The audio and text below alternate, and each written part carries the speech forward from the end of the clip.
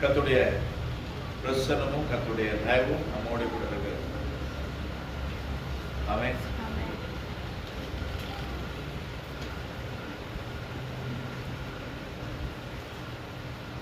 நீங்க எல்லாரும் நீதிமான்களா? நீங்க எல்லாரும் நீதிமான்களா? நீங்க எல்லாரும் நீதிமான்களா? எத்தனை பேர் நீதிமான்?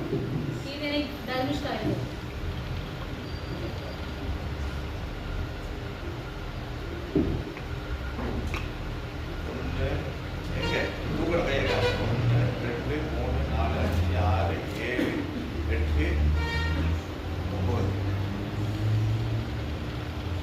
யார் நீதிமான்? நான் ஒரு பரிசுத்தவான்களான்னு கேட்கிறேன், நீதிமான்களான்னு தான் கேட்கிறேன். பூமியில பரிசுத்தவான் யாருமே கிடையாது. ஆனால் யாரெல்லாம் ஆண்டவராய் இயேசு கிறிஸ்துவின் இரத்தத்தினால் மீட்கப்பட்டீர்களோ அத்தனை பேர் நீதிமான். அப்ப நீதிமான்கள் இல்லைன்னு சொன்ன அத்தனை பேரையும் மறுபடியும் ஞானஸ்தானம் கொடுக்க வேண்டியிருக்கு. ஏனென்றால் பாவத்திலும் சேற்றிலும் நாறி போயிருந்த என்னையும் உங்களையும் ஆண்டவர் தூக்கி எடுத்து அவருடைய இரத்தத்தினால் கழுவி ரட்சிப்பை நமக்கு கொடுத்திருக்கிறார்.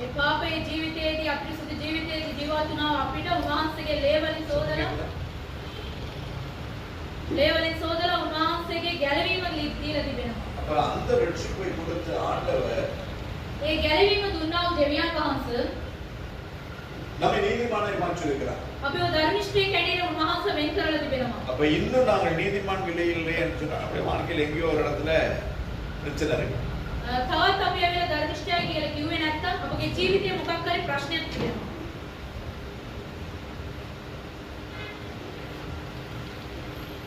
வேதத்தில் அநேக லட்சங்கள் வசனங்கள் உண்டு. அந்த லட்சக்கணக்கான வசனத்தில் இந்த நாளில் ஒரு வசனத்தை கொண்டு கர்த்தர் நம்மோடு கூட பேசுறார். எல்லாரும் பேப்பர் பேனா வச்சிருக்கீங்களா?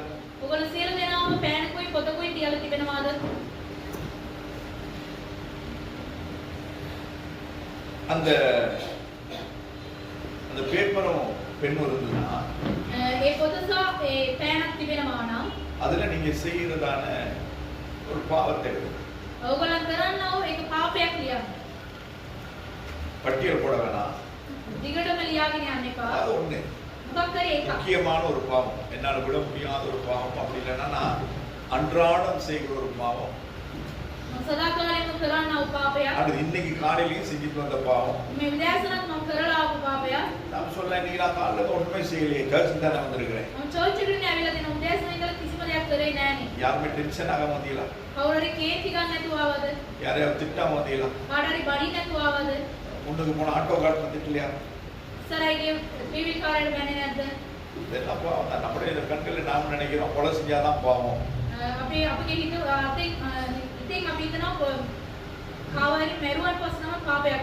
நாம் இல்லைன்னா கற்பழிச்சாதான் பாவம் அப்படின்னு நாம நினைக்கிறோம். தேவனுடைய பார்வையில நாம் தேவனுக்கு பிரியமில்லாத எல்லாமே பாவம். எழுதியலாம். இப்ப இந்த வசனத்தை வாசி. 1 யோவான் 3வது அதிகாரம் 6வது வசனம். 1 யோவான் 3 පරිච්ඡේදය 6 වන පදය. 1 யோவான் 3:6. 1 யோவான் 3:6. அவரில் நிலைத்திருக்கிற எவனோ උන්වහන්සේගේ ස්ථීරව සිටින කවුරු பாவம் செய்கிறதில்லை. පව් කරන්නේ නැහැ. பாவம் செய்கிற எவனோ පව් කරන්නව සෑම දෙනා அவரை காணவும் இல்லை. උන්වහන්සේව දකින්නේවත් නැහැ. அவரை උන්වහන්සේව அறியவும் இல்லை. දකින්නෙත් නැහැ. வசனம் புரியுதா? වචනේ තේරෙනවද? அவரில் நிலைத்திருக்கிற எவனோ උන්වහන්සේගේ ස්ථීරව සිටින යමෙක් பாவம் செய்கிறதில்லை. පාපයක් ඌ ළඟ නැත. ஆனால் பூமியில வேதம் சொல்லுகிறது මේ නමුත් මේ පොළවේදී වචනේ කියනවා பாவம் செய்யாதவர்கள் ஒருவருமே கிடையாது. පව් කරන්නේ නැති කිසිම දෙනෙක් නැහැ කියලා. ஆனால் தன் பாவத்தை அறிக்கை செய்து விட்டு விடுகிறவனோ இரக்கம் பெறுவான் என்று வேதம் சொல்லுகிறது. ඒ නමුත් තමන්ගේ පාපේ කියා දීලා අත්හරින එක්කෙනා ඇවිල්ලා උන්වහන්සේගේ කරුණාව ලබනවා. அப்ப நாம் அவரிலே நிலைத்திருப்போமானால் උන්වහන්සේ කියන්නේ අපි ඇවිල්ලා ස්ථීරව පවතිනවා නම් நாங்கள் பாவம் செய்கிறதிலிருந்து நாங்கள் நம்மை தவிர்த்துக் கொள்வோம். අපි පෞකාර වැඩේ කරන එකෙන් අපි වැවිලා අපි ඈත් කරගන්නවා. அதாவது பாவம் செய்யாதவர் ஒருவரும் இல்லை. මේ ලෝකයේදී කවුරුත් පව් කරන්නේ නැති කාරණේ. ஆண்டவராகிய இயேசு கிறிஸ்து பிதாவாகிய தேவனும் பரிசுத்த ஆவியாகிய தேவனும் மட்டும்தான் பரிசுத்தவான். පියාණන් වහන්සේ සහ යේසුස් වහන්සේ සුද්ධාත්මයන් වහන්සේ පමණමයි සුද්ධ කට්ටිය. ஆண்டவருடைய வருகையிலே போகிற நாம் தகுதியோடு இருந்தால் பரிசுத்தவான்கள். උන්වහන්සේගේ ඊමේදී යන්න අපි සුදුසු හැටියට ඉන්නවා නම් අපි ඇවිල්ලා සුද්ධවන්ත. ஏனென்றால் பரிசுத்தவான்களை கூட்டிச் செல்லும்படியாக தான் மணவாளன் வருகிறார். ඒ සුද්ධවන්තයන්ව රැගෙන යන පිරිස තමයි මනාලයන්ට යන්නේ. ஆராதிக்கிற அத்தனை பேரும் பரலோகத்துக்கு போகிறது கிடையாது. නමස්කාර කරනව සියලු දෙනාට ස්වර්ග ராஜ்‍යයට යන්න බෑ. நன்றாய் புரிந்து கொள்ள வேண்டும், மனதிலே பதித்துக் கொள்ள வேண்டும். මේක ඉතා පැහැදිලිව ආගන්න මේක හදවතේ තබා ගන්න. ஆராதிக்கிற அத்தனை பேரும் பரலோகம் போகிறது கிடையாது. නමස්කාර කරනව සියලු දෙනාට ස්වර්ග ராஜ்‍යයට යන්න බෑ. வேதம் வாசிக்கிற அத்தனை பேரும் பரலோகம் போறது கிடையாது. බයිබලයේ කියවන සියලු දෙනාට ස්වර්ග ராஜ்‍යයට ஜெபம் යන්න பண்ற බෑ. அத்தனை பேரும் பரலோகம் போறது கிடையாது. යාඥා කරන සියලු දෙනාට ස්වර්ග ராஜ்‍යයට යන්න බෑ.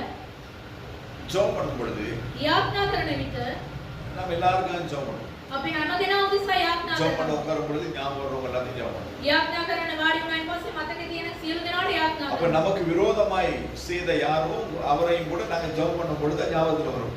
කවුරු හරි අපිට වැරදි වැඩක් කරනවා නම් ඒවලම මතකෙට එනවා. வருமா வராதா? එනවද නැද්ද? அப்ப அவங்களுக்கு ஜெபம் பண்ணீங்களா நீங்க? ඒගොල්ලෝ උදෙසා යාඥා කරනවද? ஜெபம் பண்ணீங்களா? ஸ்கிப் பண்ணிடுவீங்களா? යාඥා කරනවද නැත්නම් ඒගොල්ලෝ අතහැරලා යනවද? அடுத்ததுக்கு போறீங்க. ඊළඟ එකට යනවද? சொல்லுங்க, உண்மையா சொல்லுங்க. ඇත්ත කියන්නේ. இப்போ மண்டே ஆட்டலாம். ஜெபமே. දැන් කියන්න පුළුවන් ஆனா යාඥා இனிமேல் කරනවා. ஜெபிக்கும் பொழுது இந்த இதுக்கு ஞாபகத்துல வரும். ආය යාඥා කරනකොට මේක මතක වෙයි. இன்னைக்கு சொன்னார் இல்லையா அப்படின்ற ஒரு ஞாபகம் வரும். එදා කිව්වා නේද එම් කියලා මතකෙට එනවා. உண்மையாய் நான் சொல்லுகிறேன், நான் அப்படி விட்டுட்டு போன சந்தர்ப்பங்கள் உண்டு. ඇත්තටම මම කියනවා මම ඒ වගේ අත්හැරලා ගිය අයත් කිවෙන්නේ. அப்ப என்னுடைய ஜெபம் கேட்கப்படுமா? මාගේ යාඥාව ඇවිල්ලා ඇසෙනවද දෙවියන් மத்தேயு වහන්සේ? 5வது அதிகாரத்திலே ஆண்டவர் தெளிவாய் சொல்லுகிறார், உங்களை துக்கப்படுத்துகிறவர்களுக்கு ஜெபம் பண்ணுங்க. මතේ පසන පරිච්ඡේදයේ වහන්සේ කියනවා ඔයගොල්ලන්ට නපුර කරන කට්ටියට යාඥා உங்களை කරන්න. நிந்திக்கிறவர்களுக்கு ஜெபம் பண்ணுங்க. ඔයගොල්ලන්ට අපහාස කරන කට්ටියට යාඥා කරන්න. செய்கிறோம். අපි එහෙම කරනවාද? அப்ப ஆராதிக்கிறவர்கள் பரலோகம் போறது கிடையாது. නමස්කාර කරන අය ඇවිල්ලා ස්වර්ග රාජ්‍යයට යන්න ஜெபம் බෑ. பண்றவங்க பரலோகம் போறது கிடையாது. යාඥා කරන අයට යන්න බෑ. மற்ற பைபிள் வாசிச்சாலும் பரலோகம் போறது கிடையாது. බයිබලයේ කියවන අයට ස්වර්ග රාජ්‍යයට அப்ப යන්න கேட்கலாம், அப்ப බෑ. யார் தான் போக போறா? කාටද යන්න පුළුවන්? தன்னுடைய பாவங்களை அறிக்கை செய்து விட்டு விடுகிறவன் இறங்க பெறுவான். තමන්ගේ පාපේ කියා දීලා අත්හැරෙන අය ඇවිල්ලා උන්වහන්සේගේ කරුණාව ලබනවා. எல்லாருமே பாவம் செய்யும்.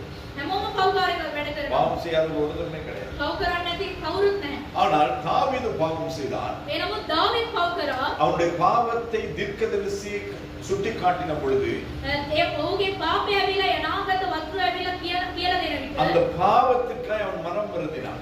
තමන් කරපු ඒ පාපය උදෙසා ඇවිල්ලා එයා දුක් වුණා. ஆனால் பாவத்துக்குரிய தண்டனையை அவன் பெற்றுக்கொண்டான்.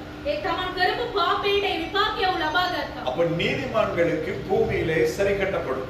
ඒ ධර්මිෂ්ඨායට ඇවිල්ලා මේ පොළවේදී ඇවිල්ලා අරිගස්සනු அப்ப ලබනවා. நானும் நீங்கள் நீதிமான்களா இருப்போமானால் ඔබ සමම ඇවිල්ලා ධර්මිෂ්ඨායට ඉන්නවා නම් ஆண்டவர் இங்கே நம்மளை சரி கட்டிடுவார். දෙවියන් වහන්සේ මේදීම උන්වහන්සේ අපිව අරිගස්සනවා. ஏனென்றால் அவர் எனக்காய் உங்களுக்காய் சிந்தினதான ரத்தம் வீணாய் போகக்கூடாது என்பதற்காக. උදෙසා ඔබ උදෙසා උන්වහන්සේ වැදුරුවාවේ ලේ ඇවිල්ලා නිකන් නිකුරුනේ යන්න හොඳ නැහැ. சரியா? හරි. அப்ப நாம் அந்த அப்ப இயேசுவோடு கூட தேவனோடு கூட நாங்கள் இணைந்திருப்போமானால் ඒසුස් වහන්සේ සමග දෙවියන් වහන්සේ සමග අපි එක්ව ඉන්නවා அவர்களை නම් நிலைத்திருப்போமானால் උන්වහන්සේගේ ස්ථීරව පවතිනවා නම් நாங்கள் பாவம் செய்கிறதில்லை. අපි පව්කාර වැඩ කරන්නේ නැහැ. பாவம் செய்கிற எவனும் පව් කරන හැමෝම அவனை காணவும் இல்லை. ඔව්ව දකින්නෙත් නැහැ. பாவம் செய்கிறவன் எவனோ පව්කාර වැඩ කරන කවුරුත් அவரை காணவும் இல்லை. උන්වහන්සේව දකින්නේ ஆனா නැහැ. சிலர் நாங்க என்ன சொல்லுவோம், සමහරක් අය මොනවද කියන්නේ? ஊழியம் செய்கிறவர்கள் கூட සේවය කරන කට්ටිය நான் ஆண்டவரை பார்த்தேன், දෙවියන් වහන්සේව දැක්කා. தரிசனத்துல வந்தாரு. මාගේ ස්වර්ග அந்த ස්වප්නයේ தரிசனத்துல දැක්කා. வந்த ஆண்டவர் எப்படி இருந்தாரு? ඒ දර්ශනයේදී කොහොමද එයා හිටියේ? ஒரு ரூபத்தை சொல்லுவோம், ඒක රූපයක් කියනවා. வெள்ளையா இருந்தாரு. සුදු පාට හිටියා. அப்புறம் அவருக்கு தாடி இருந்தது, එයාට රැවුලක් තිබුණා. நீட்ட முடி இருந்தது. කොණ්ඩේ දිගට තිබුණා. இந்த நீட்ட முடியோட வெள்ளை தாடி வச்சவரை நாங்க எப்ப பார்த்தோம்? කොණ්ඩේ දිගට රැවුලක් තියෙන කට්ටිය කවදද අපි දැක්කේ? நாங்க ரட்சிக்கப்படுகிறதுக்கு முன்பதாக இயேசு கிறிஸ்துவின் ஒரு படத்தை பார்த்திருக்கிறோம். අපි අපි ගැලවීම ලබන්න කලින් යේසුස් වහන්සේගේ ෆොටෝ එක දැකලා තියෙනවා. ஜீசஸ் ஆஃப் நாசரத் යේසුස් නසරේ යේසුஸ் වහන්සේ. அப்படின்னு ஒரு படம் வந்திருக்குது. ඒ වගේ ෆිල්ම් එකක් තියෙනවා. அதுக்கப்புறம் வேற என்ன இயேசு கிறிஸ்து மையப்படுத்தி வந்த படங்கள். යේසුස් වහන්සේගේ චිත්‍රපට. அப்ப இந்த மாதிரி படங்கள் எல்லாம் நாம ஒரு ஆளை பார்த்தோம். அவர் எப்படி இருந்தாருன்னு சொன்னா நீட்ட முடி வச்சு தாடி வச்சு அங்கி போட்டிருந்தனால அவர் தான் இயேசுன்னு சொல்லி நாம மதிச்சிட்டு இருக்கோம். කොණ්ඩේ දිගට රැවුලක් තියෙන එක්කෙනෙක්ව දැක්කන් පස්සේ මෙයා තමයි යේසුස් වහන්සේ කියන අපි හිතා තියෙනවා. ஆனால் இயேசுவை முகமுகமாய் பார்த்தவர்கள் அப்போஸ்தலர்களை தவிர வேற ஒருத்தருமே கிடையாது. அந்த நாட்களிலே வாழ்ந்தவர்கள். ඒ කාලේදී ප්‍රේරිතවරුන් පමණම යේසුස් වහන්සේව මූණට මූණ දැක්කේ. சில பரிசுத்தவான்கள் சொல்லுவார்கள் நான் இயேசுவை பார்த்தேன் அப்படின்னு. සමහරක් සුද්ධවන්තයෝ කියනවා අපි යේසුස් වහන්සේව දැක්කා. பார்த்தா கர்த்தருக்கு ஸ்தோத்திரம். බැලුවා නම් යේසුස් වහන්සේට ස්තුතියි. நான் இதுவரை நான் பார்க்கல. එහෙනම් තවත් පාලකතුමා நான் அவரை දැකලා பார்க்கிறதுக்கு தான் ட்ரை பண்ணிட்டு இருக்கேன். උන්වහන්සේව බරණ පිටසම උත්සාහ அதுவும் කරනවා. எப்போ பார்ப்பேன்னா அவர் என்ன கூட்டிட்டு போனா பார்க்க வாய்ப்பு உண்டு. උන්වහන්සේ රැගෙන ගියොත් එයාව බලන්න පුළුවන්. நான் தகுதி இல்லைன்னு சொல்லி விட்டுட்டு போனா அந்த வாய்ப்பு எனக்கு கிடையாது. මට ඒ වාක්‍ය නැත්තම් ඒකවත් නැහැ මට. ஆனாலும் பார்ப்பேன். ඒ නමුත් මම බලනවා. எப்போ பார்ப்பேன்? කවද දකින්නේ? நியாயஸ்தலத்திலே அதாவது வெள்ளை சிங்காசன நியாயத்தீர்ப்பிலே பார்ப்பேன். ඒ සුද්ධ වූ සිංහාසනයේ උන්වහන්සේ වාඩි වී සිටිනකොට මට බලන්න அதுதான் நான் பார்க்கிற கடைசி முதலுமா இருக்கும். ඒක තමයි අන්තිම සහ ප්‍රථමයේ වෙන්න පුළුවන්. ඇයි? அதுக்கு பின்பதாக நான் தகுதியிலே அதாவது நான் தகுதியற்றவனா இருக்கிறபடினால தான் நியாயத்தீர்ப்பிலே நிற்கிறேன். මම සුදුස්සෙක් ඇටියට ඉන්නකොට තමයි ඒ විනිශ්චය ස්ථානයේ සිටින්නේ. நான் தகுதி உள்ளவனா இருந்திருந்தால் ஆண்டோட வருகையிலே போயிருந்திருப்பேன். මම සුදුස්සෙක් ඇටියට හිටියොත් උන්වහන්සේගේ ඊමේදී යන්න පුළුවන්. இப்பேற்பட்டதான இந்த நாட்களிலேயே நான் என்னை தகுதிப்படுத்தவில்லை என்று சொன்னார். මේ කාලය තුලම මම මාව සුදුස්සෙක් ඇටියට වෙන් කරේ නැත්නම් உபத்திரவ காலத்திலே மகா உபத்திரவ காலத்திலே நான் என்னை தகுதிப்படுத்த மாட்டேன். එවැනි උපද්‍රව්‍ය කාලයේදී මාව ඇවිල්ලා හරි ගස්ස ගන්න බෑ. யாராவது தலைவலிக்குது உடம்பு வலிக்குது நேற்று படுக்கக்குள்ள 2 மணி ஆயிடுச்சு காலையில சர்வீஸுக்கு போக முடியாது அப்படின்னு எத்தனை பேர் எத்தனை முறை நாங்கள் ஆராதனை நாங்கள் கை நழுவ விட்டுருக்கோம். මට ඔළුව කැක්කුමයි මට නිදිය ගන්න බරක් උනායි කියලා නමස්කාරයට කී දෙනෙක් අතපොසු කරලා ඇතිද? எத்தனை மணிக்கு வந்தாலும் பரவாயில்லை நீ ஆராதனைக்கு நான் போய் ஆகணும்னு எத்தனை பேர் வந்திருக்கோம். ඊයට ආවත් ගමන්නේ මම කොහොම හරි මම නමස්කාරයට යන්න ඕනේ කියලා කී දෙනෙක් ඇවිල්ලා තියෙනවා. உங்களுக்கு தெரியும். ඔයගොල්ලන්ට දන්නවා. அப்ப அப்பேற்பட்டதான 2 மணிக்கு படுத்தவங்க 8 மணிக்கு எழுப்பி ஆராதனைக்கு வர முடியாத அந்த நீங்க දෙකට නිදියගෙන 8ට එන්න බැරි නමස්කාරයට එන්න බැරි වුණා ඔබට. உபத்திரவ நாட்களிலே மகா உபத்திரவ நாட்களிலே எப்படி நீங்க මේ විපත්ති දවස්වලදී ඔයගොල්ලන් කොහොමද ඔයගොල්ලන්ට ඉන්න පුළුවන්? வாய்ப்பே கிடையாது. ඔයගොල්ලන්ට ඇවිල්ලා ඒකට බෑ. அப்ப இந்த நாள் நமக்கு கொடுக்கப்பட்ட ரட்சணியத்தின் நாள். මේක ඇවිල්ලා උන්වහන්සේගේ කරුණාවේ දවස. அப்ப இந்த நாளிலே நாம் நம்மை அவரை கிட்டி சேர நாங்கள் நம்மை ஆயத்தப்படுத்திக் கொள்ள வேண்டும். උන්වහන්සේට ලං වෙන්න අපි ඇවිල්ලා අපි සුදුසු වැඩේට පත් இப்ப කරගන්න. வேதம் சொல்லுகிறது වෙනවාන්සේගේ වචනේ பாவம் කියනවා செய்கிற எவனும் அவரை காணவும் இல்லை. පව් කරන සියල්ලම උන්වහන්සේව දකින්නේ නැහැ. உள்ள பாவம் எல்லாத்தையும் பண்ணிட்டு நாம அவரை பார்த்தோம்னா யாரை மாத்திரம் කරන සෑම පවක්ම කරලා උන්වහන්සේව දැක්කයි කියලා කිව්වන් පස්සේ කවද දකින්නේ? பரிசுத்தம் இல்லாமல் ஒருவனும் தேவனை தரிசிக்க முடியாது. සුද්ධකම නැතුව උන්වහන්සේව දකින්න බෑ. அதாவது பாவம் இல்லாதவன் தான் பரிசுத்தம் உள்ளவன். පව් නැති එක්කිනා තමයි සුද්ධවන්තයා. பரிசுத்தம் நம்முடைய வாழ்க்கையில் இல்லை என்று சொன்னால் பாவம் நம்முடைய வாழ்க்கையில் இல்லை என்று சொன்னால் மட்டும்தான் கர்த்தரை நாம் தரிசிக்க முடியும். සුද්ධවන්ත සුද්ධවන පව් අපිට තුල නැත්තම් විතරමයි දෙවියන් වහන්සේව දකින්න පුළුවන් අපිට. சரி நம்ம என்ன பாவம் எழுதி வச்சிருக்கோம்? මොකද අපි ලියලා තියෙන මේ පාපේ? என்ன பாவம் எழுதி வச்சிருக்கோம்? මොනවද පාපේ? யாராவது ஏதாவது ஒன்று சொல்லுங்களேன். කවුරුහරි එක්කිනෙක් போராட்டம். அல்லே போராட்டம். பஸ்ஸுக்கு லேட் ஆயிடுச்சு. බස් එකකට බරක් அப்ப அந்த நேரத்துல யாரோட நம்ம போராட்டம்? පාත් එක්කද අපි විරුද්ධව රැඳෙන්නේ. வீட்டில் உள்ளவங்க, தெருவில் உள்ளவங்க, பஸ் ஓட்டுற டிரைவர், இடிச்சிட்டு போன கண்டக்டர் எல்லாரோடையும் நாங்க போராட வேண்டியதா இருக்கு. நம்ம එක්කෙනත් එක්කම අපි විරුද්ධවට යනවා. நாம நினைக்கிறோம் இதெல்லாம் நம்ம வாழ்க்கையில பாவம் கிடையாது அப்படின்னு. අපි හිතන්න පුළුවන් මේක අපේ ජීවිතේ පවක් නැහැ කියලා. அது எருவ மாடு மாதிரி இடிச்சு போறான். நான் வெளியில சொல்றதே கிடையாது. අපි එළියට කියන්නේ මෙයාට மனசுல தான் කවදාවත් කියලා කියනවා. හිතේ හිතනවා අපි. அப்ப ஆண்டவருடைய படைப்பை ஒரு மனுஷன் அவருடைய சாயலாய் உண்டாக்கப்பட்ட மனுஷனை எருவ மாடுறது பாவமா இல்லையா? දෙවියන් වහන්සේගේ ස්වරූපේ මැවුවා වූ මේ මිනිස්යාව මීයරකයි කියන එක. ஏற்கனவே ஆண்டவர் ஒரு எருவ மாடு படைச்சு வச்சிருக்காரு. දෙවියන් වහන්සේ මීයෙක්ව මවලා තියෙනවා. மீயா? මීයරකව. அப்ப அந்த எரும மாட்டை நம்ம பார்த்திருக்கிறோம். මේ මීයරකව අපි දැකලා තියෙනවා. அப்ப இந்த எரும மாட்டோட இந்த பஸ் கண்டக்டர் நம்ம ஒப்பிட முடியுமா? මේ මීහරකට ඇවිල්ලා මේ බස් ඩ්‍රයිවර් ඇවිල්ලා සසඳන්න පුළුවන්ද? அந்த இந்த ஆள் அழகா ட்ரௌசர் போட்டு அந்த ட்ரௌசர் ஒரு போதும் கீழே இறங்கிட்டு தான் இருக்கும், அது வேற விஷயம்.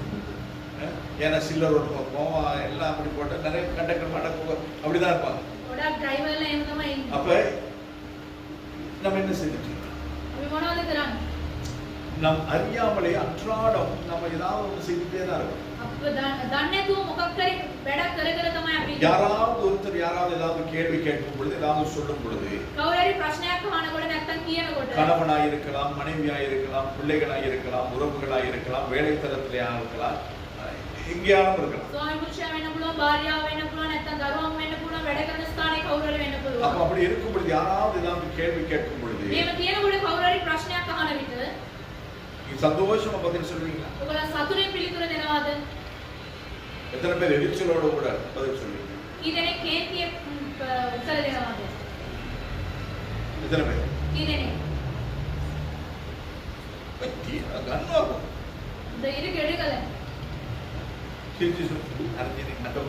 சொல்லுவீங்களா?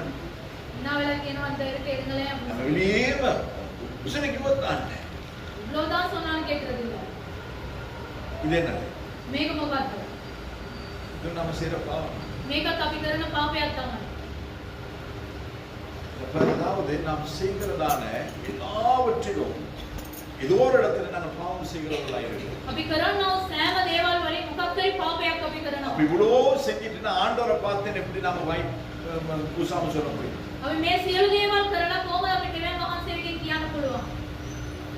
அதனால இன்னைக்கு வரை நான் சொன்னது கிடையாது. ஆண்டவரை பார்த்தேன் நான் சொன்னதே கிடையாது. ஏன்னா அவர் பார்க்க வேண்டாம். ஏன்னா அவர் எப்படி இருப்பாருன்னு சொல்லி வெளிப்படுத்தின விசேஷத்துல சொல்லப்படுது. கண்கள் அக்கினிமயமானவர். சூரியனை உண்டாக்கினவர் அதை காட்டிலும் பிரகாசமானவர். அவரை பார்த்து நான் செத்து போக வேண்டிய அவசியம் எனக்கு கிடையாது. அவரை பார்த்து நான் சாகணும்ன்ற அவசியம் கிடையாது. என்னைக்கு அவர் வந்து கூட்டிட்டு போவார் அல்லது என்னைக்கு நான் நித்திரை அடைகிறேனோ அன்று நான் அவரை பார்ப்பேன். பாவம் செய்கிறவனும் அவரை காணவும் இல்லை. ஆண்டவர் உங்களுக்கு தெரியுமா? ஆண்டவர் உங்களுக்கு தெரியுமா? தெரியுமா தெரியாதா? ஆண்டவர் தெரியுமா தெரியாது? சொல்லுங்க. சும்மா தானே தலை வச்சிருக்கீங்க. ஏதாவது ஒரு ஆட்டி காட்டுங்க. இப்படி ஆட்டுங்க இல்லைன்னா இப்படியாவது ஒரு அப்படி ஆட்டி முடிங்க. ஆண்டவர் தெரியுமா? நாங்க நினைக்கிறோம் நமக்கு தெரியும்.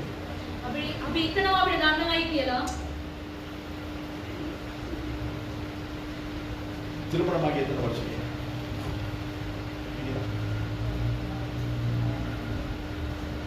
அதே யோசிக்கிறேன். பாய் மனுஷா அப்படின்னு நினைக்கிறாப்ல. ரெடி வீட்டுக்கு வா நான் வச்சுக்கிறேன். வேற யாரும் கேட்காம அவங்களுக்கு நான் நல்லா தெரியும் இல்லையா? சொல்லுங்க எத்தனை வருஷம்? 20. லவ் பண்ணது 25. Silver jubilee. அப்ப 25 வருஷம் இந்த பந்தத்தில் இருக்கிறாங்க.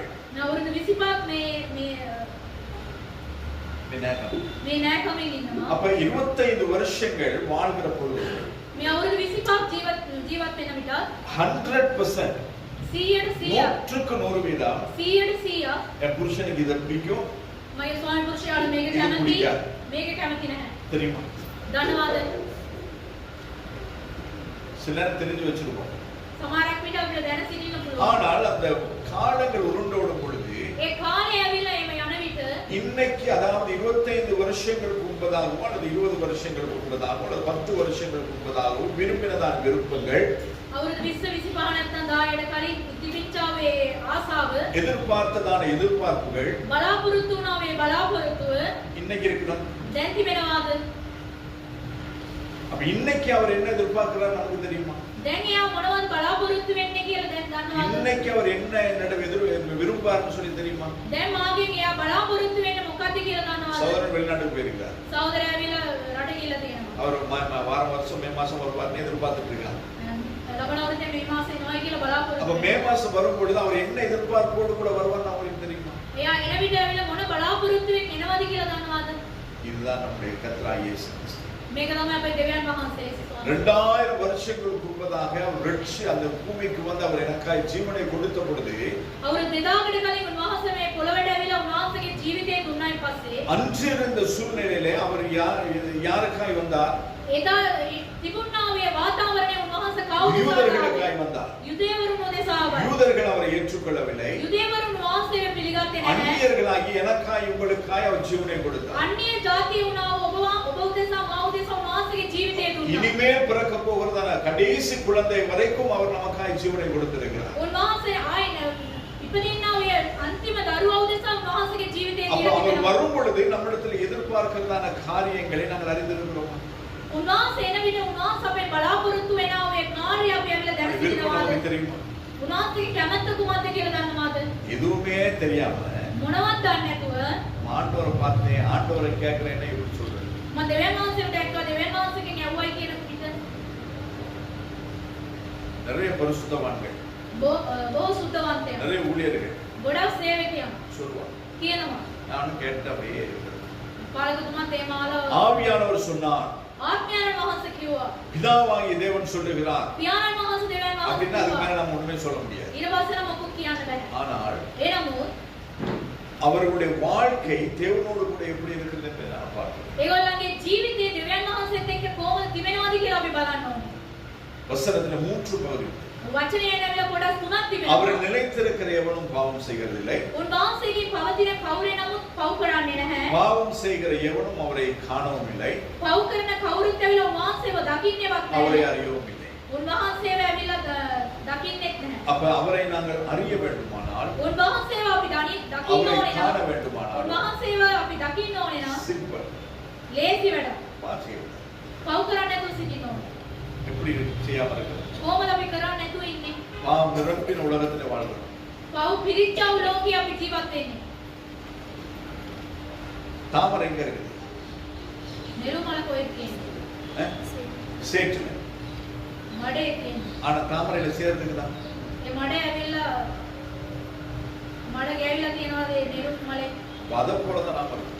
ඒ වගේ තමයි අපිත් ඉන්නවා. பாலையும் தண்ணியும் கலந்து வச்சாலும் වතුර සහ කිරි ඇවිල්ලා එකතු කරලා තිබ්බා. அன்னப்பறவை என்ன செய்யுமா? அன்னப்பறவை අංශය මොනවද දන්නවද කරන්නේ? பாலை மட்டும் குடிக்கும், தண்ணியை வச்சிருக்கும். කිරි විතරයි යා බොන්නේ වතුර එහෙම තියලා තියෙනවා. அப்ப அதுக்கே அவ்வளவு முடியும்னா එයා ඒකටම එහෙම තේරෙනවා. ஆண்டவருடைய சாயலாய் படைக்கப்பட்ட நானும் எங்களுக்கு எவ்வளவு பகுத்து நிதானித்து காரியங்களை நடப்பிக்கிறோம். උන්වහන්සේගේ ස්වරූපයේ මැවුවා ඔබ සමම ඇවිල්ලා කොහොමද අපි සෝදීසි කරලා අපි දෙයක් කරන්නේ? 1 யோவான் 3வது அதிகாரம் ඒක යවන තුන්වන පරිච්ඡේදය 4வது வசனத்தை வாசிக்கிறோம். හතරවන පදේ අපි කියමු. பாவம் செய்கிற எவனும் පව් කරන සෑම දෙනාම நியாயப்பிரமாணத்தை மீறுகிறான். ඒ ධර්මශේක විනිශ්චය பாவம் செய்கிறவன் எக்கே துணை ஹதர பாவம் செய்கிறவனும் පව් කරන සෑම දෙනාම நியாயப்பிரமாணத்தை மீறுகிறான். නොපඩක්කමද කරති. நியாயப்பிரமாணத்தை மீறுகிறதே பாவம். පාපේ නම් නොපඩක්කමය. நியாயப்பிரமாணம் என்றால் நியாயப்பிரமாணம் என்றால் ධර්මශේකම කියන්නේ මොකද්ද? මේක තමයි නොපඩක්කම. ஆண்டவர் எழுதி நமக்கு கொடுக்கிறது. දෙවියන් වහන්සේ ලියලා අපිට දීලා තියෙනවා. இதுல 613 මේකේ 613ක් பிரமாணங்களுடைய நியாயப்பிரமாணங்களுடைய ඒ නොපඩක්කමේ වචනවල තිබෙනවා. அதாவது கட்டளைகள் கற்பனைகள் எல்லாம் 613 613ක් තිබෙනවා. அதை விட அதிகமாய் உண்டு. ඒකටත් වඩා වැඩි ஆனால் இந்த තිබෙනවා. 613 நியாயப்பிரமாணங்கள் මේ නොපඩක්කමේ මේ 613 මේ அதிலே පදවල 365 நியாயப்பிரமாணங்கள் 365 වචනවල செய்யாதே කරන්න එපා. அப்படின்னு சொல்லுது. එහෙම ලියලා තියෙනවා. do not කරන්න එපා. செய்யாதே. කරන්න එපා. 248 நியாயப்பிரமாணங்கள் 248 මේ නොපඩක්කමේ වචනවල செய் කරන්න do කරන්න அப்படின்னு சொல்லுது. එහෙම කියනවා. புரியுதா உங்களுக்கு?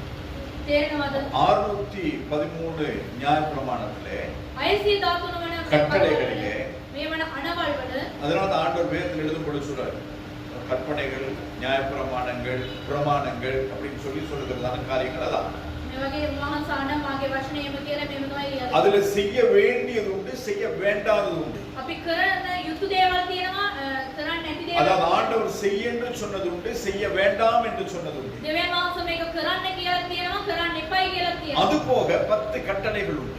ඒක නැතුව දසපනතක් තිබෙනවා. இருக்குதா? තිබෙනවද? இருக்குதா இல்லையா? තියෙනවද නැද්ද? நீ எத்தனை பிள்ளைங்க காலையில උදෑසන නැගිටින් පස්සේ ළමයි කිදෙනෙක්ද? அம்மாவுக்கு முறுமுறுட்டு வந்தீங்க. අම්මට ඇවිල්ලා මොනවාරි කිව්වවද? நல்ல பிள்ளைங்க சர்ச்சுக்கு வந்திருக்காங்க. சமண சுமாரி வந்திருக்குது. போகும்போது எப்படி போங்க? යන වෙලේ කොහමද යන්නේ? பிசாசு குதிக்கிற போல போங்க. යක්ෂ වැඩව වගේ යනවා. இதான் உண்மை. මේක තමයි ඇත්ත. அப்ப நாம் அன்றாடம் நம்முடைய வாழ்க்கையில இந்த 10 கற்பனைகளையும் மீறி கொண்டுதான் இருக்கிறோம். අපි හැමදාම අපගේ ජීවිතය ඇවිල්ලා මේ දසපනත ඇවිල්ලා අපි පිළිපදින්න නැතුව ඉන්නවා. அந்த கார் BYD எப்படி இருக்குது? මේ කාර් එක කොහොමද තියෙන්නේ? யாருக்கு காருது? කාගේ දෙයකද මේ? பக்கத்து வீட்டுக்காரன். අල්ලමු කියලා කියනවා. வசனம் என்ன சொல்லு? 10 கற்பனை என்ன சொல்லுது? දසපනත මොනවද කියන්නේ? பிறருடைய உடமையை விச்சியாது பாயாது. අනුගේ දේවල් ඇවිල්ලා තෘෂ්ණාවෙන් බලන්න එපා. ஆசையில தானே பார்க்கணும். ආසාවෙන් බලන්න. நைட் ரைடர் மாதிரி இருக்கணும். නයිට් රයිඩර් වගේ තියෙනවා. சீக்கிரம் தான். அதாவது இதெல்லாம் நம்ம அறியாமலே செய்கிறதான காரியம். අපි දන්නේ නැතුව කරනව දේවල්. அது போக இந்த 10 கற்பனைகளையும் ஆண்டவராய் இயேசு கிறிஸ்து புதிய ஏற்பாட்டில் 2 கற்பனையை மாற்றி கொடுத்தார். යේසුස් වහන්සේ මේ දසපනත ඇවිල්ලා අලුත් කිවිසුමේ දෙකක් ඇටියට වෙනස් කළා තිබෙනවා. என்னது? මොකද්ද? முழு ஆத்மாவோடு මුළු සිතින්ද, முழு சரீரத்தோடும் මුළු ශරීරයෙන්ද, முழு பலத்தோடும் මුළු බලයෙන්ද, முழு புத்தியோடும் මුළු බුද්ධියෙන්ද ஆண்டவரை சேவிப்பாய். දෙවියන් වහන්සේට නමස්කාර කරනවා. ஒன்றாவது. ඒක. இரண்டாவது, දෙවෙනි එක உன்னை நேசிக்கிறது போல තමන්ට ප්‍රේම කරනක් මේ என்ன செய்யணும்? මොනවද කරන්නේ? உன்னை நேசி. අන් අයටත් ප්‍රේම කරන්න. நாம் நேசிக்கிறோம். අපි ප්‍රේම කරනවාද?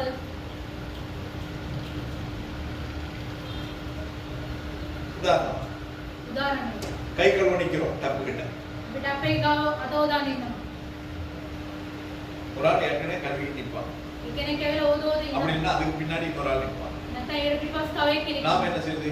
අපි මොනවද කරන්නේ? ஏன்னா நான் தான் இங்க கவர்மெண்ட் ஏஜ். මෙයා තමයි ஆனா ගවර්න්මන්ට්. எனக்கு ரொம்ப வேலை இருக்குது. මඩ වැඩ ගොඩක් இவங்க තියෙනවා. எல்லாத்தையும் ஓவர்டேக் பண்ணிட்டு போய் முந்துருது. ඒගොල්ලන් කළු කරලා දාලා ඉස්සරහට යනවා. மத்தவங்க நேசிக்கிறோமா? අනිත් අයලා ප්‍රේම மத்தவங்க කරනවා. நேசிக்கிறோம்னா நாங்க வெயிட் பண்ணி வரோம். අනිත් අය ප්‍රේම කරනවා නම් අපි ඇවිල්ලා இதெல்லாம் சின்ன சின்ன காரியங்கள் தான். මේක පොඩි පොඩි දේවල්. ஆனால் இதையும் கர்த்தர் கணக்கிலே வைக்கிறார். මේව දෙවියන් වහන්සේගේ ගණන් උන්වහන්සේ තබා அப்ப තිබෙනවා. நான் கை கழுவணும்னு நினைக்கிற மாதிரி தான் மத்தவங்களும் கை கழுவணும்னு நினைப்பாங்க. තමන් අත සෝදන්න ඕනේ කියලා හිතනවා නම් අනිත් අයත් අත සෝදන්න உனக்கு ඕනේ உன் කියලා. பிளேட்டை கழுவ கஷ்டம்னு சொன்னா மத்தவங்களுக்கு பிளேட் கழுவுறது கஷ்டம் இல்லையா? තමන්ට ප්ලේට් එක හොදන්න අමාරු වෙන අනිත් අයටත් ඒ වගේ. அப்ப நாங்கள் என்னை நான் நேசிக்கிறது போல තමන්ට තමන් ප්‍රේම කරනක් මේ மற்றவர்களை நான் நேசிக்கிறேன். අනිත් අයටත් ප්‍රේම කරන්න ඕනේ. அப்ப இப்பேற்பட்டதான காரியங்கள் செய்கிறவருடைய வாழ்க்கையை நாம் தெரிந்து கொள்ள வேண்டிய ஒரு காரியம் என்னவென்றால் මේ වගේ වේලාවේදී ජීවිතේදී අපි දැනගන්න යුතු දේවල් මොකක්ද නම් அவங்க அவங்கள நேசிக்கணும். තමන් තමන්ව ප්‍රේම කරන්නේ නැහැ. அதனாலதான் மற்றவங்களை நேசிக்கிறாங்க. ඒ හින්දා තමයි අනිත් අයවත් ප්‍රේම කරන්නේ නැත්තේ. அதுவும் போக ඒකටත් වඩා ஆண்டவர் பரலோகம் போகும் பொழுது ஒரு பிரதான கட்டளை கொடுத்திருக்கிறார். උන්වහන්සේ ස්වර්ග රාජ්‍යයට යන්න කලින් උන්වහන්සේ ඉතා වැදගත් අණයක් දීලා තිබෙනවා. என்னது? මොකක්ද ඒක? புறப்பட்டு போய் නුඹලා ගොස් எல்லாரும் சீஷராக හැම දෙනාටම ගෝලයන් කරපල්ලා. புறப்பட்டு எல்லா இடத்துக்கும் போறோம். අපි ඇවිල්ලා හැමෝම යනවා. பாட்டிக்கு போறோம், ஃபங்க்ஷனுக்கு போறோம், கர்மாதிக்கு போறோம், சடங்குக்கு போறோம், அதுக்கு போறோம், இதுக்கு போறோம், எல்லாத்துக்கும் போறோம். අපි පාටියට යනවා, මලකේවල් හැම දෙයකටම යනවා. என்னைக்காவது ஊழியத்துக்கு போறோம், කවදාද අපි ඇවිල්ලා සේවයට යනවා. சுவிசேஷம் சொல்ல போறோமா? සුභාරංචි කියන්න යනවාද?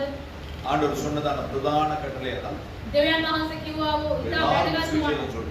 හැමෝටම ගිහිල්ලා සුභාරංචිය කියන්න. மரக்கறி கடைக்கு போனாலும் அங்கேயும் போய் ஏதாவது புறணி பேசுறது இல்லைன்னா கடைக்காரனுக்கு திட்டுவார். එළවලු කඩේට ගියත් මොකක් හරි කියනවා නැත්නම් අයිතිකාරයට බැනලා. ඊර්තිුණා, පෙරේදත්තිුණා, එනිමිනිය අඩු කරන්න බෑ. நேத்திருந்து சின்னகிருந்து இந்த மனசை குறைக்கிறதே இல்ல. அப்படிதானே சொல்றோம். එමනේ කියන්නේ. මේකවත් දිව්‍යමාංශ දීලා තියෙනවා இதே கர்த்தர் கொடுத்திருக்கிறாரே. சொல்றோமா? එම කියනවාද? கிடையாது. சொல்றது. එම කියන්නේ නැහැ. இதெல்லாம் நாம் என்ன செய்கிறோம்? நம்முடைய வாய்ப்புகளை நாங்கள் இழந்து கொண்டிருக்கிறோம். අපගේ ඇවිල්ලා අපගේ කාර්යය ඇවිල්ලා අපි නැති කරගන්නවා. மூன்றாவது அதிகாரம் 9வது வசனத்திலே நாம் பார்க்கிறோம். 3:9දී අපි බලනවා. 1 யோவான் 3:9 1 யோவான் 3:9 தேவனால் பிறந்தவனும் பாவம் செய்யான். දෙවියන් වහන්සේගේ ඉපදින සිටින කිසිවෙක් පව් කරන්නේ ஏனெனில் නැත. அவருடைய வித்து அவனுக்குள் தரித்திருக்கிறது. මක්නිසාද ඔහු තුල උන්වහන්සේගේ බීජය அவன் පවතින්නේ. தேவனால் பிறந்தபடியினால் பாவம் செய்ய மாட்டான். දෙවියන් වහන්සේගේ ඉපදී සිටින බැවින් පව් කරන්නේ නැත. 1 யோவான் 3:9 1 யோவான் 3:9 எத்தனை பேர் ஞானஸ்நானம் எடுத்து කී දෙනෙක් බෞතිස්ම ආරම්භ වෙනවද? முக்காவாசி பேர் எடுத்து වැඩි කට්ටියක් ආරම්භ වෙනවා. முக்காவாசியில் 90% எடுத்திருக்கிறீங்க. 90ක් වගේ ආරම්භ වෙනවා. நீங்கள் எல்லாம் தேவனால் பிறந்திருக்கிறீங்களா? ඔබ සියල්ලම දෙවියන් වහන්සේගෙන් ඉපදිලා තිබෙනවද? வசனம் சொல்லுகிறது වචනේ කියනවා தேவனால் பிறந்த எவனும் பாவம் செய்யான். දෙවියන් වහන්සේගේ ඉපදින සියල්ලම පව් කරන්නේ නැත. செய்யாமல் අපි කරන්නේ නැතුව ඉන්නවද? அப்ப தேவனால் பிறந்திருப்போமானால் අපි දෙවියන් වහන්සේගෙන් ඉපදිලා සිටිනවා නම් பாவம் வரும். පව් එනවා. ஆனால் அந்த பாவம் வருகிறதான அந்த சந்தர்ப்பங்களை நாங்கள் நடுவ விடுவோம். ඒ පව්කාර වැඩ කරන්න ඔය කාර්යය ඇවිල්ලා අපි නැති කරගන්නවා. ஏன்னா ஆண்டோட வேதம் தெளிவாய் சொல்லுகிறது දෙවියන් වහන්සේගේ වචනේ පැහැදිලිව කියනවා. பாவம் வாசற்படியிலே படுத்திருக்கும் என்பதான். ඒ පාපය ඇවිල්ලා ඒ දොර ළඟ නිදි සිටිනවායි அப்ப කියනවා. இந்த வீட்டோட வெளியில போகும்பொழுது பாவத்தை தாண்டிட்டு தான் போறோம், உள்ள வரும்பொழுது பாவத்தை தாண்டிட்டு தான் வரோம். අපි නිවසින් එළියට යන විට පාපය ඇවිල්ලා අපි පසු කරගෙන යනවා, ඇතුළට එනකොට පසු කරගෙන එන්නේ. தாண்டே வரும்பொழுது பைபிள் இப்படியே வச்சு வருவோம். උදෑසන අපි එන විට බයිබලය අරගෙන එනවා. வந்து ஆராதிச்சுட்டு போகும்பொழுது අපි ඇවිල්ලා නමස්කාර කරලා යන විට இதே பைபிளை நாங்க உள்ள வீட்டுக்கு போகும்போது எப்படி போவோம்? මේ බයිබලෙත් එක්ක අපි ඇතුළට යනකොට எல்லாரும் கிடையாது, பார்த்த ஒரு சிலரை குறித்து நான் சொல்றேன். බැලුවව සමහරක් අයගෙන් මම කියන්නේ. வானாதி வானங்கள் கொள்ளாதவர் அப்படி நீங்க பாடிட்டு මේ ස්ථානේ මේව ගායනා කරලා இந்த வீட்டுக்கு வர்றதும் ஒண்ணுதான், நரகத்துக்கு போறதும் ஒண்ணுதான். මේ නිවසේ එන එකත් හරි නැත්නම් නිරේට යන එකත් හරි. அப்படின்னு தான் உள்ள போறது. ඒව තමයි අපි ඇතුළට යන්නේ. எங்க போயிட்டு வரோம்? කොහෙද ගිහිල්ලා එන්නේ? ஆராதிச்சுட்டு வரோம். නමස්කාරය කරලා வீடு යන්නේ. நமக்கு எப்படி தோணுது? නිවස කොහොමද තිබෙන්නේ අපිට? நரகமா தோணுது. ඒ නිරයක් වගේ පේනවා. அவளுடைய வாயினால் என்ன செய்கிறாய்? උඹගේ මුඛය මොනවද කරන්නේ? என்ன செய்கிறோம்? මොකද කරන්නේ? பாவம் செய்வோம். පාපය කරනවා. அப்ப இப்பேற்பட்டதான காரியங்களை நாங்கள் செய்து கொண்டு මෙවැනි දේවල් අපගේ ජීවිතයේදී අපි කර நாங்கள் எப்படி கர்த்தரை அறிகிறோம், கர்த்தருடைய பிள்ளைகள் என்று நாங்கள் எப்படி நம்மை சொல்ல முடியும்? අපි කොහොමද දෙවියන් වහන්සේව දැන සිටින්නේ? අපි දෙවියන් වහන්සේගේ ළමයි කියලා අපි කියන්නේ. இந்த காரியங்கள் எதுவுமே நாங்கள் தெரிந்து செய்கிறதில்லை. මෙවැනි දේවල් ඇවිල්ලා අපි හැම දෙයක්ම දැන කරන්නේ නැහැ. ஆனாலும் நாங்கள் செய்கிறோம். ඒ නමුත් අපි කරනවා. அதுக்காக தான் பரிசுத்த ஆவியாகிய தேவனை கர்த்தர் நமக்கு கொடுத்திருக்கிறார். ඒකින්ද තමයි සුද්ධාත්මයන් වහන්සේගේ දෙවියන් වහන්සේව අපිට දීලා ஆனால் තිබෙන්නේ. பரிசுத்த ஆவியாகிய தேவன் நம்மோடு கூட இல்லாத நிமித்தமாய் தான் ඒ සුද්ධාත්මයන් වහන්සේ නැමැති දෙවියන් වහන්සේ අප තුළ නැති நாங்கள் හින්දා அநேக காரியங்களை செய்து கொண்டிருக்கிறோம். අපි බොහෝ දේවල් කර සිටින්නේ. நாங்கள் என்ன செய்ய வேண்டும், என்ன பேச வேண்டும், இப்படி என்ன நடந்து கொள்ள வேண்டும் என்பதை குறித்து கர்த்தருடைய ஆவியானவர் நமக்கு போதிக்கிறார். අපි මොනවද කරන්න ඕනේ, කොහොමද ජීවත් වෙන්න ඕනේ කියලා දෙවියන් වහන්සේගේ ආත්මයන් වහන්සේ අපිට කියලා දෙනවා. ஆவியால் நடத்தப்படாத வாழ்க்கை வாழ்கிற நம்மிடத்திலே ආත්මයන් වහන්සේගේ මඟ පෙන්වීමෙන් ඉන්නව අපගේ ජීවිතය තුළ நாங்கள் අපිට எப்படி சொல்ல முடியும் நாங்கள் தேவனால் பிறந்திருக்கிறோம் என்று சொல்லி? අපිට කොහොමද කියන්න පුළුවන් අපි දෙවියන් වහන්සේගෙන් ඉපදිලා තිබෙන්නේ කියලා?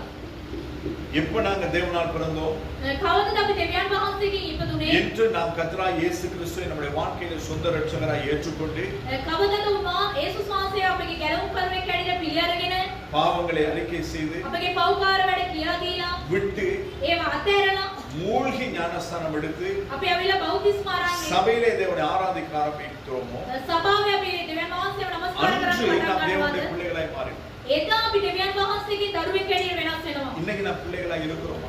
දැන් අපි දෙවියන් වහන්සේගේ දරුවෙක් හැටියට ඉන්නවාද? அதான் ඒක තමයි වැදගත්. அவர் தேவனால் பிறந்தபடியினால் அவர் பாவம் செய்யார். දෙවියන් වහන්සේගෙන් ඉපදිලා ඉන්න ඉඳ යා පව් කරන්නේ නැහැ.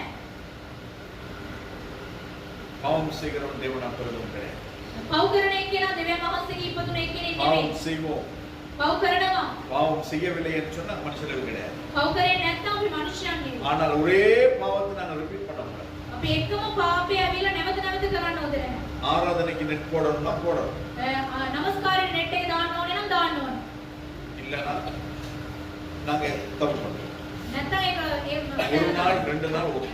එක දවසක් තවත් එකක් කමන්නේ. அவர் என்ன சொல்றது நான் என்ன கேக்குறது? එයා මොනවද කියන්නේ මම මොනවද කරන්නේ? அப்ப நாம சபைக்கென்று சொல்லி ஒரு நீதி ஒரு கட்டுப்பாடு அல்லது சபைக்கென்று சொல்லி சில ஒழுங்கு முறைகள் உண்டு. සභාවටම කියලා එක විනයක් තිබෙනවා. வேதத்திற்கென்று சில காரியங்கள் உண்டு. වචනයට මේක සමහර කාර්ය තිබෙනවා. அன்னைக்கு நான் சாம வாங்க போன பொழுது ஒரு தடவை பார்த்தேன். මම පාස්ටර් වෙලා බඩවල් ගන්න යන විට එකෙන් බලලා ஹஸ்பண்ட் அண்ட் வைஃப் ரெண்டு பேர்.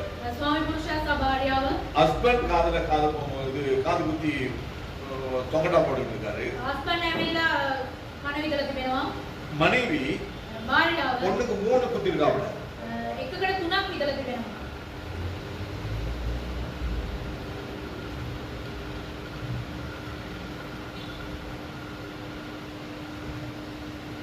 காது குத்துறது யாருக்கு தெரியுமா?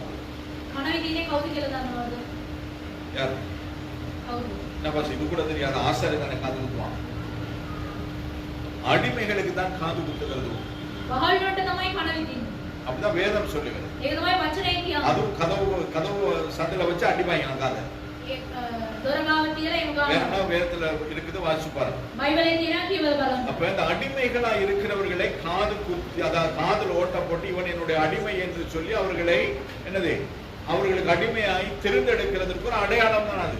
ඒ කන විදලා ඇවිල්ලා ඒ වහල්වලට තමයි අடையாளමක් ඇටියෙ ඒක ஆனால் විදින්නේ. இந்த வாழ்கிறதான திருச்சபையின் கோட்பாடுகளின்படி මේ සභාවේ තිබෙනා මේ විනයක් ඇටියට ஆண்கள் காது குத்தக்கூடாது, පිරිමි අය ඇවිල්ලා කන විදින්න හොඳ නැහැ. டட்டு போடக்கூடாது. ටැටූ அது දාන්න ஆணா හොඳ இருக்கட்டும் பெண்ணா இருக்கட்டும். නැහැ. ගෑනු අය වෙන්න පුළුවන් පිරිමි අය වෙන්න පුළුවන්. மற்றது பொட்டு வைக்க கூடாது. ඩොට් එක තියන්න හොඳ නැහැ. மற்றது என்னது அந்த கயிறு கட்டக்கூடாது. මේ நூல் ඒ නූල அதான் වදින්න style. ඒ ස්ටයිල් එකට වදිනවා. அதாவது இது எல்லாமே உலகம் உங்களை அடையாளப்படுத்தும். මේ ලෝකයේ ඇවිල්ලා ඔයගොල්ලන් වෙල අடையாளමක් ඇටියට වෙනස් කරනවා.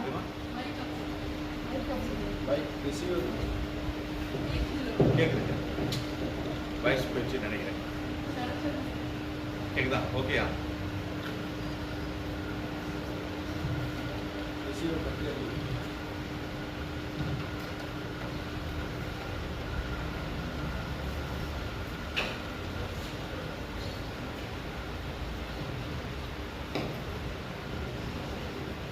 ஓகேயா? அப்ப ஒவ்வொன்றுக்கும் உலகம் நம்மை அடையாளப்படுத்தும். එක එක දේවල් වලට මේ ලෝකයේ ඇවිල්ලා අடையாளමක් ඇටියට අපි පත් சிலர் தங்கத்துல கூட ஒரு கால்ல ஒரு செயின் போட்டுட்டு இருப்பாங்க. සමහර කට්ටිය ඇවිල්ලා රන් වලින් ඇවිල්ලා පාදයට දාලා තිබෙනවා. அது என்ன அர்த்தம்? ඒකට මොකද நான் අර්ථය? தனியா தான் இருக்கிறேன். මම තනියෙන් நீ ඉන්නේ. வேணும்னா என்ன யூஸ் பண்ணிக்கோ. ඔයා ඕනේ නම් ඔයා ඇවිල්ලා මාව පාවිච්චි කරගන්න. புரியுதா உங்களுக்கு? තේරෙනවද? ஆனா நாம என்ன ஸ்டைலுக்குன்னு போட்டுட்டு இருக்கோம். අපි කියනවා ස්ටයිල් එකට කියලා ඒක දාගන්නවා. சிலர் காது குத்திட்டு போவாங்க. සමහර අය ඇවිල්ලා කන විදලා තියෙනවා. நான் ஆண்களால் பயன்படுத்தப்படுகிற ஒருவன். මම ඇවිල්ලා පිරිමි අයගෙන් පාවිච්චි කරන්නව කෙනෙක්. அப்படின்றதுக்கு அடையாளப்படுத்துகிறதா அது? ඒකට අடையாளමක් அப்ப තමයි. இதெல்லாம் இன்னைக்கு ஸ்டைல்னு சொல்லி வாலிப பிள்ளைகள் போட்டுட்டு இருக்காங்க. මේක ඇවිල්ලා සමහර අය ස්ටයිල් එක කියලා அப்ப දාගෙන அப்ப நிறைய பேர் டட்டு போட்டுட்டு இருக்காங்க. සමහර අය ඇවිල්ලා ටැටෝ දාගෙන. ஆண்டவர் சொல்ற இது என்னுடைய ஆலயம். දෙවියන් වහන්සේ කියනවා මේක මගේ இதை கெடுக்கிறவனை நான் கெடுப்பேன். මේක විනාශ කරන්නේ කියනවා මම විනාශ කළා දානවා. எல்லாமே வேதத்துல இருக்கு. මේක ඇවිල්ලා බයිබලයෙන් කියලා තියෙනවා. இது புதுசா நாம ஒண்ணும் சொல்ல வேண்டிய அவசியமே கிடையாது. මේක අලුතෙන් කියන්න ඕනේ නැහැ. அப்ப ஒருவன் நம்ம தெரிந்தும் தெரியாமலும் நாங்கள் அநேக பாவங்களை நாங்கள் செய்து கொண்டிருக்கிறோம். අපි දැන නොදැනවත්ම බොහෝ පාපයක් අපි කර කර ඉන්නවා. அதனாலதான் கர்த்தர் நம்மை வேறு பிரிக்கப்பட்ட ஒரு வாழ்க்கை வாழும்படியாக சொல்லுகிறார். ඒ ඉඳ තමයි දෙවියන් වහන්සේ මෙන් කරාවේ ජීවිතයක් කරන්න நீ කියලා මම கழுத்துல කියලා தொங்க තියෙනවා. போடுற சிலுவையினாலே நீ கிறிஸ்தவன் என்று காண்பிக்கிறதை காட்டிலும் உன்னுடைய வாழ்க்கை நீ ஒரு கிறிஸ்தவன் என்பதை காண்பிக்க வேண்டும். තමන්ගේ බෙල්ලේ දාලා තිබෙනවා ඒ කුරුසෙන් තමයි ක්‍රිස්තියානි කියලා පෙන්වන්නට වැඩිය තමන්ගේ ජීවිතයේ දෙවියන් அந்த වහන්සේ சிலுவை நீங்க போடும் பொழுது கூட அதிலும் நீங்கள் ஜாக்கிரதையா இருக்க வேண்டும். ඒ කුරුසිය ඔයගොල්ලන් දාන විට ඒකෙන් ඔයගොල්ලන් ඇවිල්ලා ප්‍රවේශම් වෙන්න ඕනේ.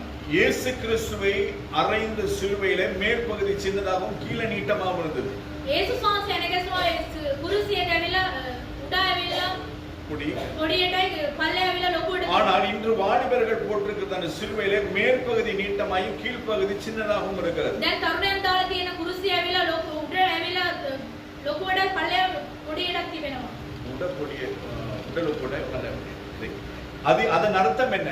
ඒකේ අර්ථය කුමක්ද? அது அந்தி கிறிஸ்துவின் அர்த்தம். ඒක අන්ති ක්‍රිස්තුගේ அது அந்தி கிறிஸ்துவினுடைய ஆலயத்தில் அப்படிதான் சிலுவையை தலைகீழ வச்சிருக்காங்க. ඒ අන්ති ක්‍රිස්තුගේ මාලිගාවේ එහෙම තමයි තියෙන්නේ කුරුසිය. நாம அத கழுத்துல போட்டுக்கிட்டு திரியறோம். ඒක අවිල්ලා අපි බෙල්ලේ දාගෙන சிலர் ඉන්නවා. வந்து வீக்கல்ல முன்னாடி போய் தொங்க விட்டுட்டு இருக்காங்க. සමහරක් අය ඇවිල්ලා වාහනේ එල්ලලා තියෙනවා. ரட்சிக்கப்பட்ட சிலரை வந்து ஜெபமாலே உள்ள வச்சிட்டு இருக்காங்க. යාඥා ගැලවීම ලැබුණු සමහරක් කට්ටිය ඇවිල්ලා ජெபමාලේ තබා ஏன்னா දෙනවා. ஜெபமால உள்ள தொங்க போட்டதுக்காக உனக்கு பாதுகாப்பு கிடையாது. ජෙබමාලේ එල්ලලා තියෙන ඉන්න ආරක්ෂාව නැහැ. தேவன் உன்னோட இருந்தா தான் உனக்கு பாதுகாப்பு. දෙවියන් වහන්සේ ඔයගලත් එක්ක හිටියොත් විතරමයි ආරක්ෂාව තිබෙන්නේ. எனவே நாங்கள் செய்கிற ஒவ்வொரு காரியத்திலும் நாங்கள் கவனமா இருக்க வேண்டும். අපි කරන්නව හැම දෙයක්ම අපි ඇවිල්ලා ප්‍රවේශම් වෙන්න. 1 யோவான் 3:10 நாங்கள் வாசிக்கிறோம். 1 யோவான் 3:10 අපි බලනවා. இதனாலே මේ ඉඳා தேவனுடைய பிள்ளைகள் இன்னார் என்றும் දෙවියන් වහන්සේගේ දරුවෝ මේගොල්ලන් කියලා பிசாசின் பிள்ளைகள் இன்னார் என்றும் வெளிப்படும். යක්ෂයාගේ දරුවෝ මේගොල්ලන් කියලා ඒක පෙන්වන්න ලබනවා. நீதியை செய்யாமலும் ධර්මනිෂ්ඨය කරන්නේ නැතුව தன் சகோதரனில் அன்பு கூறாமலும் இருக்கிற எவனும் කවරෙක්වත් තමගේ සහෝදරයාට ප්‍රේම කරන්නේ නොවේ නම් தேவனால் உண்டானவன் அல்ல. දෙවියන් වහන්සේගෙන් ඕ මැවුනේ එක්කෙනෙක් නෙමෙයි. நாங்க பிசாசுடைய பிள்ளையா ஆண்டோடைய பிள்ளையாங்கிறது நாங்க அதனால தெரியும். අපි ඇවිල්ලා දෙවියන් වහන්සේගෙන්ද නැත්නම් යක්ෂයාගේ දරුවන්ද කියලා මේකෙන් පේනවා. எதனால் தெரியும்? කොහොමද ඒක පේන්නේ? நம்முடைய சகோதரரிடத்திலே அன்பு கூறாதவர்கள். අපගේ සහෝදරයන්ගේ ප්‍රේම කරන්නේ නැති நீங்க එක්කෙනා. சபையில எல்லாரும் ஒருவருக்கு ஒருவர் அன்பு கூறுவீங்களா? අපගේ සභාවේ එක්කෙනාට එක්කෙනා අපි ප්‍රේම කරනවාද? யாரோ ஒரு ரெண்டு பேருக்கு நல்ல லிங்க் இருக்கும். එක්කෙනා දෙන්නෙකුට සහෝදරත්වම් තිබෙනවා. மத்தவங்க பேசுறோம். නැත්නම් praise the Lord. சந்திப்போம். අපි හම්බ වෙනවා. டாடா பாய் டாடா அப்படின்னு bye. போயிரு. එහෙම යනවා. மத்தவங்களும் தூங்கிட்டு இருக்கிறது. අනිත් අය වෙලා එල්ලිලා ඉන්නවා. ஐயா என்னத்தே முகத பிரச்சனை தலைவிதரை பேசுறது. එහෙම වරලා එන්න ප්‍රශ්න මේක කතා කරනවා. மத்தவங்க வந்தாலும் சரி வராட்டி சரி அப்படியே தான் வரமாட்டாங்க அப்படின்ட்டு போயிரு. ඌ එන්න ආවත් කමන්නේ தன் சகோதரனின் அன்பு கூறாதவன் තමන්ගේ සහෝදරයන්ගේ ප්‍රේම කරන්නේ නැති அவன் එක්කෙනා. யாரோட பிள்ளையா? ඔව් වෙලා කාගේ දරුවෙක්ද? யார் பிள்ளை? කාගේ දරුවෙක්ද? நான் சொல்லுங்க. 1 யோவான் 3:10 சொல்லுகிறது. ඒක යාන් 3:10 කියනවා. நீ பிசாசின் பிள்ளைகள். නුඹ ඇවිල්ලා යක්ෂයාගේ දරුවෝ. தன் சகோதரனில் அன்பு கூறாதவன் තමන්ගේ සහෝදරයාට ප්‍රේම නොකරන්නේ. அவன் யாரா இருக்கிறாமா? ඔව් කවුරෙක්? அவன் பிசாசின் பிள்ளைகளா இருக்கிறான். ඔව් ඇවිල්ලා යක්ෂයාගේ දරුවෙක්. அப்ப ஒரு சபை என்று சொல்லும் பொழுது ඒක සභාවක් කියන විට எல்லாருமே ஒண்ணுதான். හැමෝම එකක්. எல்லாரும் நம்முடைய சகோதரர்கள். හැමෝම අපගේ සහෝදරයන්. சிஸ்டர் பபி எப்படியோ සිස්ටර් බොබී කොහමද? அதே மாதிரி தான் சிஸ்டர் மணிலா. ඒ වගේ තමයි සිස්ටර් சிஸ்டர் මණිලා. மணிலா எப்படியோ සිස්ටර් මණිලා அதே மாதிரி කොහමද? தான் சிஸ்டர் சுதர்ஷன். ඒ වගේ තමයි සිස්ටර් සුදර්ශන්. எல்லாரும் நம்ம சகோதரர்கள். හැමෝම ඇවිල්ලා සහෝදරයන්. அந்த சகோதர சிநேகத்தோடு கூட நாங்கள் இருக்க வேண்டும். ඒ සහෝදර ප්‍රේමයෙන් අපි සිටින්න ඕනේ. ஒருவரை ஒருவர் அன்பு பாராட்ட வேண்டும். එකිනාට එකිනා ඇවිල්ලා ප්‍රේම கனம் කරන්න. பண்ணுகிறதில் ஒருவரை ஒருவர் முந்திக் கொள்ள வேண்டும். ගෞරව දෙන්න එකිනාට එකිනා இந்த ඉක්මන් වෙන්න காரியங்களை ඕනේ. எல்லாம் செய்ய வேண்டும் என்று வேதம் நமக்கு காண்பிக்கிறது. මේ කාර්යය කරන්න කියලා බයිබලේ පැහැදිලිව 1 කියනවා. யோவான் 3வது அதிகாரம் 14வது வசனத்தின் கடைசி பகுதியை வாசிச்சு பாருங்க. 1 யோவான் 3:14 අන්තිම කියවලා බලන්න. சகோதரனிடத்தில் அன்பு கூறாதவன் மரணத்திலே நிலை கொண்டிருக்கிறான். සහෝදරයන්ගේ ප්‍රේම කරන්නේ නැති එක්කෙනා මරණයේ ජීවනයේ පැමිණෙනවා. சகோதரனிடத்தில் அன்பு கூறாதவன் සහෝදරයන්ට ප්‍රේම නොකරන එක්කෙනා மரணத்தில் நிலை கொண்டிருக்கிறான். ඔව් ඇවිල්ලා මරණයේ ජීවනයේ පවතිනවා. புரியுதா? ඔයගොල්ලන්ට வாழ்கிறோம். අපි ජීවත් ஆனா எப்ப වෙනවා. சாவோன்னு தெரியாது. කවදද මැරෙයිද කියලා දන්නේ அந்த නැහැ. மரண தருவாயிலே வாழ்ந்து கொண்டிருக்கிறோம். ඒ මරණයේ විද්‍යාවත තමයි අපි ජීවත් වෙන්නේ. யார்? කවුද? சகோதரனிடத்தில் அன்பு கூறாதவன். සහෝදරයන්ගේ ප්‍රේම කරන්නේ නැති එක්කෙනා. அப்ப இந்த சகோதர சிநேகம் மிகவும் முக்கியம். මේ සහෝදර ප්‍රේමය ඇවිල්ලා ඉතා நான் වැදගත්. எப்பவுமே சொல்றது. මම හැමදාම කියනවා. நீங்க 2 பேர் பேசுனீங்கன்னா දෙන්නෙක් කතා කරනවා. 2 பேரை மட்டும் பத்தி பேசுங்க. දෙන්නෙක් ගැන විතරක් කතා කරන්න. உங்களோடு கூட இல்லாத மூன்றாவது நபரை நீங்கள் பேச வேண்டிய அவசியமே கிடையாது. ඔයගොල්ලන්ත් එක්ක නැති ඒ තුන් දෙනා එක්ක කතා කරන්න එපා. அப்படி உங்க 2 பேரை குறிச்சு பேசுறதுக்கு எதுவும் இல்லையா? ඔයගොල්ලන්ත් එක්ක ඔයගොල්ලන් ගැන කතා කරන්න මොකුත් නැත්නම් பேசாதீங்க. කතා කරන්න එපා. கிளம்பிருங்க. යන්න එතන. எதுக்கு சும்மா வச்சு கழுவிட்டு இருக்கோம்? මොකටද අත ගාගෙන ඉන්නේ? அதிக வார்த்தையினால் பாவம் இல்லாமல் போகாது. බොහෝ වචනය තුලින් ඇවිල්ලා පාපේ නැති වෙන්නේ அதிக නැහැ. வார்த்தையினால் பாவம் இல்லாமல் போகாது. වැඩි වචනයෙන් ඇවිල්ලා පාපේ නැති වෙන්නේ அப்படி නැහැ. வேதம் சொல்லுகிறது. ඒ වගේ තමයි වචනේ எனவே කියන්නේ. அந்த பிரகாரமாய் நாங்கள் வாழ வேண்டியது மிகவும் முக்கியம். முக்கியம். ඒ වගේම අපි ජීවත් වෙන්න ඕනේ. ஏன் என்று சொன்னால் நான் பேசுகிறதான ஒவ்வொரு வார்த்தைகளை வைத்து கர்த்தர் நியாயம் தீர்ப்பேன் என்று சொல்லி இருக்கிறார். අපි කතා කරනව හැම වචනය තුලින්ම උන්වහන්සේ ඇවිල්ලා විනිශ්චය කරනවා. மற்றவர்களை குறித்து பேச வேண்டிய அவசியம் நமக்கு கிடையாது. අනිත් අය ගැන කතා කරන්නම ඕනේ නැහැ. எதுக்கு பேசணும்? ඇයි කතා அதனால කරන්නේ? நமக்கு என்ன நடக்க போகுது? ඒකෙන් අපිට විපාකය මොකක්ද? ஒண்ணுமே நடக்க போறது. මුකුත් වෙන්නේ නැහැ. பாவத்தை தூக்கி நாமளே தலையில மேல போட்டுக்கிறோம். පාපය අරගෙන අපිම අපේ ඔළුවට දාගන්නවා. எனவே சகோதரனிடத்திலே நாங்கள் அன்பு கூற வேண்டும். සහෝදරයන්ගේ අපි ප්‍රේම කරන්න ඕනේ. யோவான் 1 யோவான் 3:17 சொல்லுகிறது. 1 යෝහන් 3:17 කියනවා. 3:17 3:17 ஒருவன் இவ்வுலக ஆஸ்தி உடையவனாயிருந்து ලෝකයේ ඇවිල්ලා වස්තු ඇත්තේ தன் சகோதரனுக்கு குறைச்சல் உண்டு என்று கண்டு සහෝදරයාට එකකමක් තිබෙනවායි කියලා தன் දැනගෙන இதயத்தை அவனுக்கு அடைத்துக் கொண்டால் තමන්ගේ හදවත ඔහුට ඇවිල්ලා ඔහු අසා තිබෙනවා. அவனுக்குள் தேவ அன்பு நிலை கொள்ளுகிறது எப்படி? ඔහු තුළ දෙවියන් වහන්සේගේ ප්‍රේමය පවතින්නේ කෙසේද? நமக்கு ஆசை இருக்கிறது. අපිට ඇවිල්ලා වස්තු තිබෙනවා. நமக்கு உதவி செய்யக்கூடியதான வாய்ப்பு இருக்கிறது. අපිට ඇවිල්ලා උදව් කරන්න පුළුවන්කම ஆனால் තිබෙනවා. அப்படி இருக்கும் பொழுது එනමුත් අපිට තිබුණා நம்முடைய ஒரு சகோதரனுடைய தேவையிலே நாம் நம்மை அவனுக்கு உதவி செய்யாதபடிக்கு நாங்கள் நம்மை அடக்கிக் கொள்வோமானால் අපේ සහෝදරයාගේ ඉන්නකම තුලදී අපි උදව් කරන්නේ නැතුව අපිව අසා තිබෙනවා නම් தேவனுடைய அன்பிலே நாங்கள் எப்படி நிலைத்திருக்கிறோம்? දෙවියන් වහන්සේගේ ප්‍රේමය අපි කොහොමද පවතින්නේ? சொல்லுங்க. කියන්න බලමු. முடியுமா முடியாது? පුළුවන්ද බැරිද? බැහැ. ஏனென்றால் வேதம் சொல்லுகிறது දෙවියන් වහන්සේගේ වචනේ කියනවා. தேவன் அன்பாகவே இருக்கிறார். දෙවියන් වහන්සේ ප්‍රේමයෙන් ඉන්නවා. அப்ப அந்த அன்பு நம்மிடத்தில் இருக்கு. ඒ ප්‍රේමය අප තුල அந்த තිබෙනවා. அன்பின் நிமித்தமாய் தான் ஆண்டவராய் இயேசு கிறிஸ்து எனக்காய் எங்களுக்காய் ஜீவனை கொடுத்தார். ඒ ප්‍රේමයේ නිමිත්තෙන් තමයි යේසුස් වහන්සේ ඔබ උදෙසා මා උදෙසා උන්වහන්සේගේ ජීවිතය அந்த அன்பின் நிமித்தமாய் தான் ஆண்டவர் இன்னும் பொறுமை உள்ளவராய் நான் மனம் திரும்ப வேண்டும் என்று நீடிய பொறுமையோடு கூட காத்திருக்கிறார். ඒ ප්‍රේමයෙන් තමයි උන්වහන්සේ ඔබ සම විනාශ නොවී සිටින්න ඕනේ කියලා எனவே உதவி செய்யத்தக்கதான උන්වහන්සේ திராணி இருக்கும் பொழுது உதவி செய்யத்தக்கதான திராணி இருக்கும் பொழுது ඒ උදව් කරන පුළුවන්කම තිබුණා. என்னுடைய சகோதரனுடைய குறைவை நிறைவாய் மாற்ற என்னால் கொஞ்சமாகிலும் முடியும் என்று இருக்கும் பொழுது සහෝදරයා ඉදකම් වලට ඇවිල්ලා මොකක් හරි පුළුවන්කමක් අප තුල තිබෙනවා නම් அவனுக்கு நான் நன்மை செய்ய வேண்டியவனாய். එයාට අපි ඇවිල්ලා යහපත කරන්න ඕනේ. ஆனா இதை இஸ்லாமியர்கள் சரியா செய்யலாம். ඉස්ලාම් කට්ටියට මේක හරියට කරනවා. பார்த்திருக்கீங்க? බාලා තිබෙනවද? ஒருவன் கஷ்டப்பட்டா මොකක් කවුරුන් දුක් වෙනවා නම් கஷ்டப்படணும்னு பார்த்துட்டு இருக்க மாட்டான். ඔව් දුක් වෙච්ච දේ කියලා බලා ඉන්නේ නැහැ. எல்லாம் சேர்ந்து கலெக்ஷன் போட்டு அவரை எப்படியாகிலும் தூக்கி விடுவான். එයා මොකක් හරි එකතු කරලා එයා කොහොම හරි උස්සලා ගන්නවා. சின்ன ரொட்டி கடையாவது வச்சு விடுவான். පොඩි රොටි කඩයක් හරි කපා තිබෙනවා. நாம் என்ன செய்யுது? අපි මොනවද කරන්නේ? நம்ம சகோதரன் ரொட்டி வாங்கி கடை வச்சிருப்பாரு. සහෝදරයාගේ රොටි කඩයක් කපා තියෙනවා. அந்த கடையில வாங்கி சாப்பிடுறதும் கிடையாது. ඒ කඩෙන් ඇවිල්ලා ගාරම් කන්නේවත් மாறாவது நம்ம என்ன சொல்லுவோம்? මොනවද අපි කියන්නේ? ரொட்டியாவது ඒක රොටිද? ரப்பர் மாதிரி இருக்குது. රබර් එක වගේ දෙනවා. அப்ப நீ வச்சு கெட்ட போல் செய். ඒ ගාරම් කැටපොල් එකද? வாங்கி கெட்ட போல் செஞ்சு காக்காவோட அடி. කැටපොල් අදාගෙන அது சேர்த்து கிடையாது. ඒකත් කරන්නේ නැහැ. நாம என்ன செய்யறோம்? அதை நாம அவரை குறிச்சு நம்ம தவறா பேச அப்புறம் எப்படி மஞ்சள் போய் இன்னொருத்தன் போய் வாங்குவான். වෙන කවුරු හරි කොහොමද කිල්ල ගන්නෙ? பத்தாவதுக்கு கேட்டவர் போய் சொல்லுவாங்க අපේ කෙනාට කියනවා. உங்களுக்கு சபா வைக்கிறீங்க மே ரொட்டியா இல்ல அரினான்னு සමහර ඔතන සොරිනා රොටි මන් සරිලන්. ரப்பர் வாங்கினோம். ප්ලාස්ටික් මන්. உங்களோட உறவு கேட்டு போச்சா? ඔබලා නෑගම. அதுக்கப்புறம் ஆத்மாவும் சபைக்கு வராம கொண்டு போச்சா? ඒ දීලිවත් ඇත්තේ සභාවට. அப்ப இந்த ஒரு ஆத்மா வராம நீங்க தடை பண்ணனது இந்த ரொட்டி. මේ ඇදහිලිවත් එන්නේ නැතුව බාධාවක් කරේ මේ அவனுடைய රොටිය. நிலை එයාගේ තත්ත්වය. அதன் நிமித்தமாய் உங்களுக்கு பரலோகத்துல இடம் கிடையாது. ඒ ඉඳ ඔයගලට ස්වර්ග நீங்க රාජ්‍යයට ஜெபம் பண்ணலாம். යාත්‍රා කරන්න. தீர்க்க தரிசனம் சொல்லலாம். අනාගත වාක්‍ය ஆனால் කියනවා. எல்லாம் குறைவுள்ளது என்று வேதம் சொல்லுகிறது. ඒක ඔක්කොම අඩුපාඩුකම් කියන්නේ. அன்புதான் நிறைவானது. මේ ප්‍රේමය විතරයි සදාකාලිකව තිබෙන්නේ. அப்ப அந்த ஒரு ஆத்துமாவை நாங்கள் இடர பண்ணினது நிமித்தமாக ඒ මනුෂ්‍යව ඇවිල්ලා අපි බාධාවක් කරපු ඉන්නවා. ஆண்டவருடைய வேதம் என்ன சொல்லுகிறது? දෙවියන් වහන්සේගේ වචනේ මොනවද இந்த කියන්නේ? சிறியவளின் ஒருவனுக்கு நீங்கள் ஒரு இடரனாய் இருந்தால் මේ කුඩා තැනත්තාට ඔයගොල්ලන් බාධාවක් වෙනවා என்ன නම් பண்ணணுமா? මොනවද කරන්න ඕනේ? என்ன செய்யணும்? මොනවද කරන්න ඕනේ? கழுத்துல இயந்திர கல்லை கட்டி මේ බෙල්ල ඇවිල්ලා ඒ ගල ගැට ගන්නවා. ஆள் கடலிலே கொண்டு போட்டு මැද මුහුද දාන්න කියලා. இது ஆண்டவர் கொடுக்கிற தண்டனை. මේක තමයි දෙවියන් වහන්සේ දෙන්නව දඬුවම.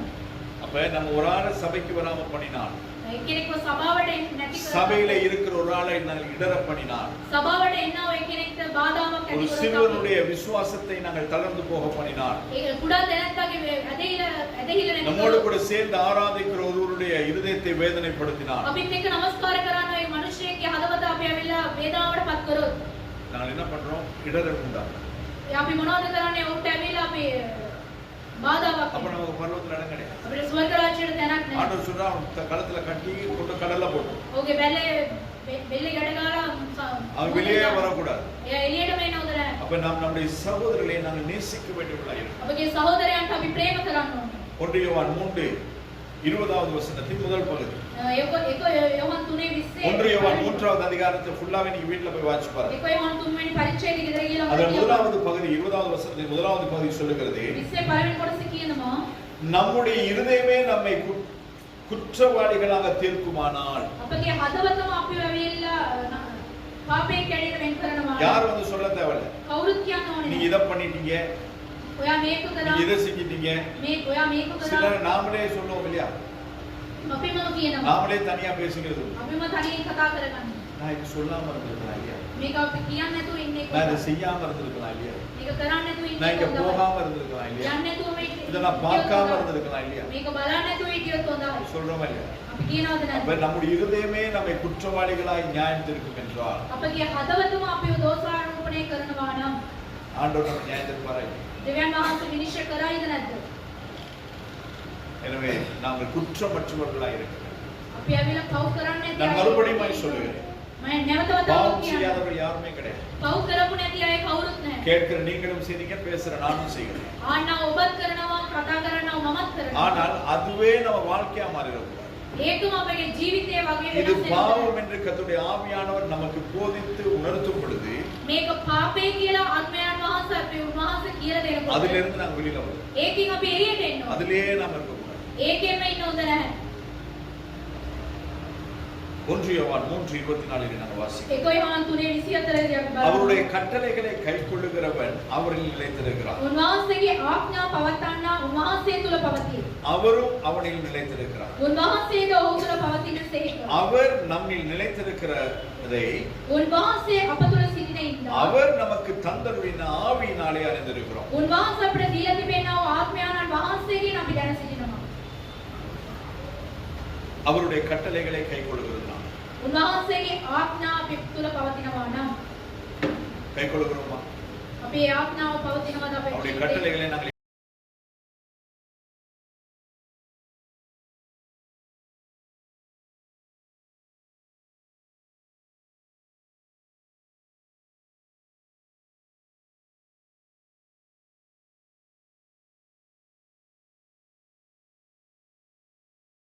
உறுதிப்படுத்துகிறது பரிசுத்த ஆவியானவர். ඒක ඇවිල්ලා ස්ථීර කරන්නේ සුද්ධාත්මයන් වහන්සේ. எப்படி உறுதிப்படுத்துவார்? කොහොමද ස්ථීර කරන්නේ? நாங்கள் செய்கிறதான காரியங்கள் අපි කරන්නා වූ දේවල් වලින් கர்த்தருக்கு பிரியமற்றது, අපේ උන්වහන්සේට අකමැති දේවල්, வேதம் அங்கீகரிக்காதது, බයිබලයේ කියපු නැති දේවල්, சபை ஏற்றுக்கொள்ளாதது, සභාව ඇවිල්ලා පිළිගත්තු නැති என்னுடைய දේවල්, பெற்றோர்கள் ஏற்றுக்கொள்ளாதது, මාගේ දෙමව්පියන් පිළිගත්තු என்னுடைய නැති දේවල්, கணவனோ மனைவியோ அதை ஏற்றுக்கொள்ளாதது මාගේ ස්වාමි පුරුෂයා සහ භාර්යාව ඒක என்று சொல்லி පිළිගන්නේ නැහැ. එහෙම நாங்கள் කියලා நம்மை உணர்த்துகிறது பரிசுத்த ஆவியானவருடைய வேலை.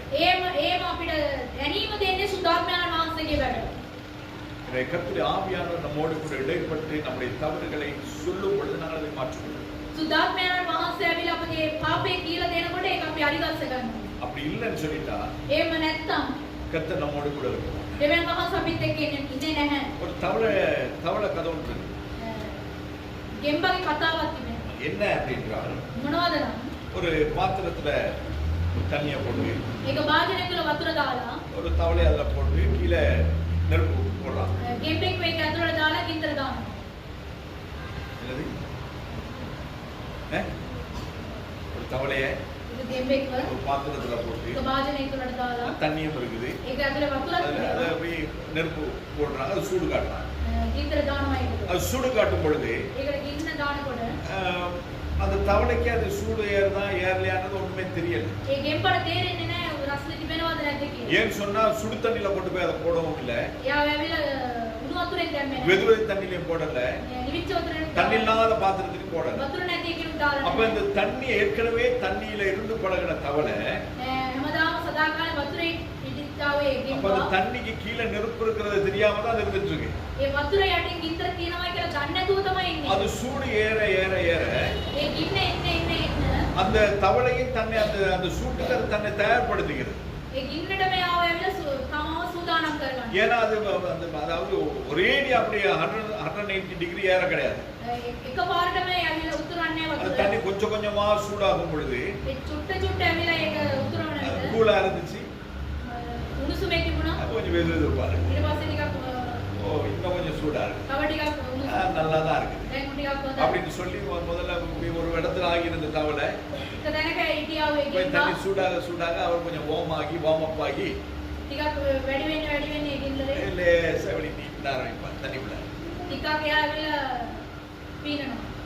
இப்படி நீந்தி ටිකක් පීනලා அதுக்கே தெரியாம යාටම දන්නේ தண்ணி නැතුව குதிக்கிறது உணராம இருக்கும்.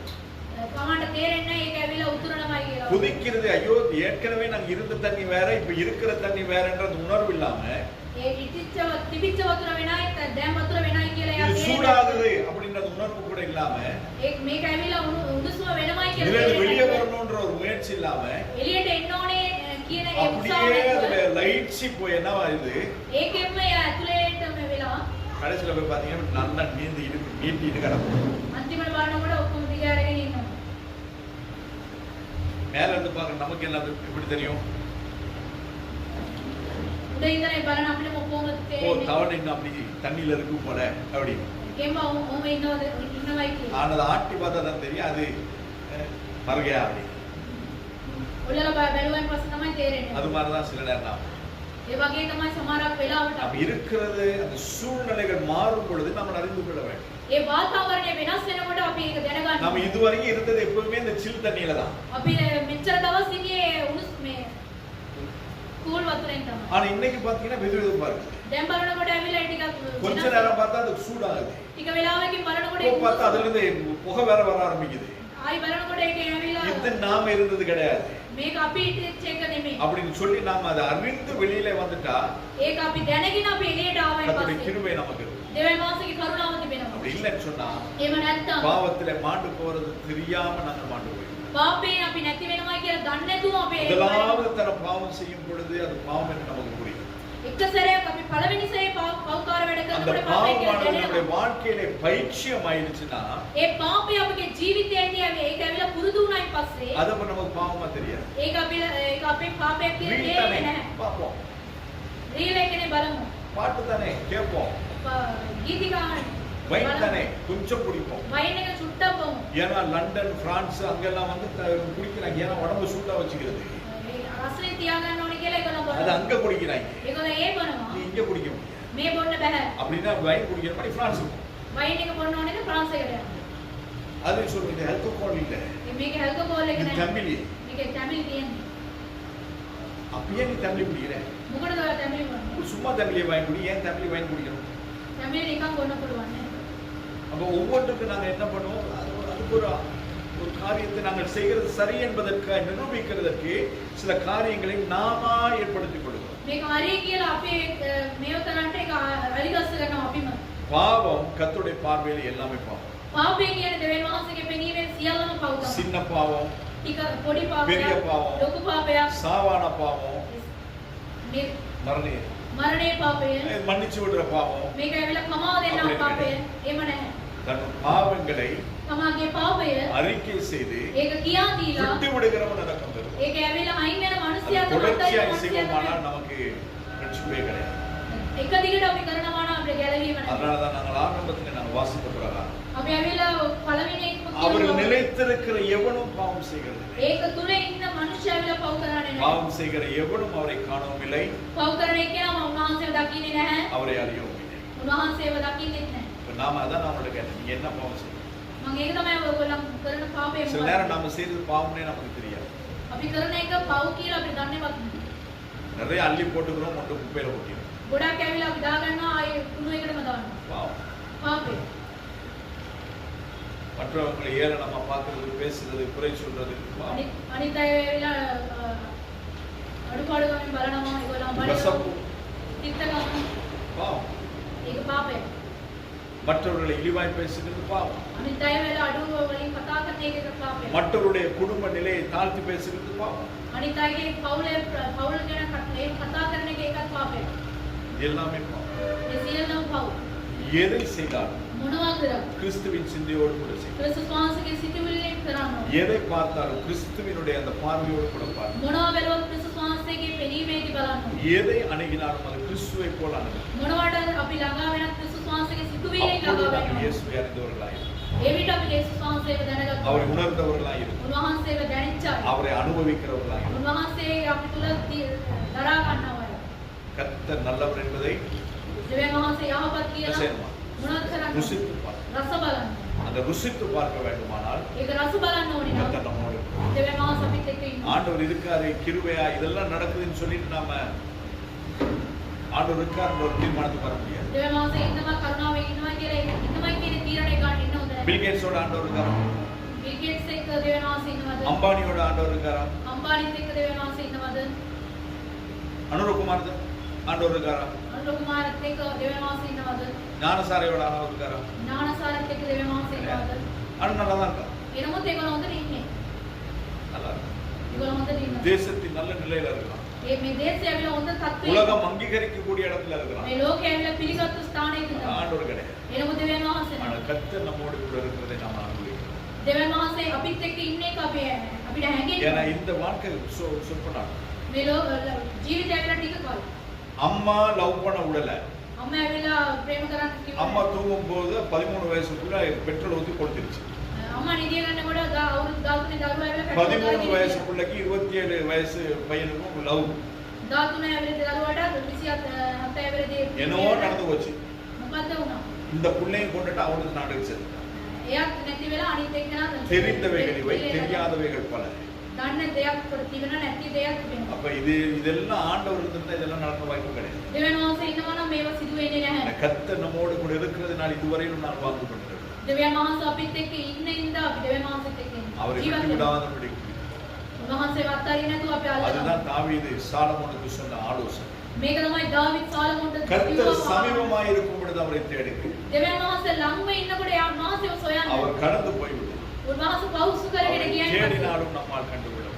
උන්වහන්සේව සොයලා බැලුවත් උන්වහන්සේව දකින්න இன்னைக்கு බෑ. கிருபையாய் கர்த்தர் நம்மோடு கூட இருக்கிறார். උන්වහන්සේ කරුණාවෙන් අපිත් එක්ක අපි ළඟ இறுக ඉන්නවා. பற்றிக் கொள்வோம். උන්වහන්සේව කදින් அவரை අල්ලනවා. மட்டும் பற்றிக் கொள்வோம். උන්වහන්සේව පමණක් அவருடைய අල්ලනවා. வேதம் என்ன சொல்லுகிறது? நமக்கு விருப்பமோ விருப்பம் இல்லையோ උන්වහන්සේගේ වචනේ මොනවද කියන්නේ කැමැතිද අකමැති වෙන්න அதை පුළුවන්. மட்டும் நாம செய்யணும். ඒක විතරක් අපි කරමු. ஊழியம் செய்ய நமக்கு ஆசை இல்லையா? සේවය කරන අපිට ආසද නැද්ද? அன்னைக்கு ஒரு மீட்டிங் போனோம். එදා මීටින් එකට පාස්ටර් ගිහිල්ලා තියෙනවා. பெரிய ஒரு மூத்த ஊழியக்காரர்.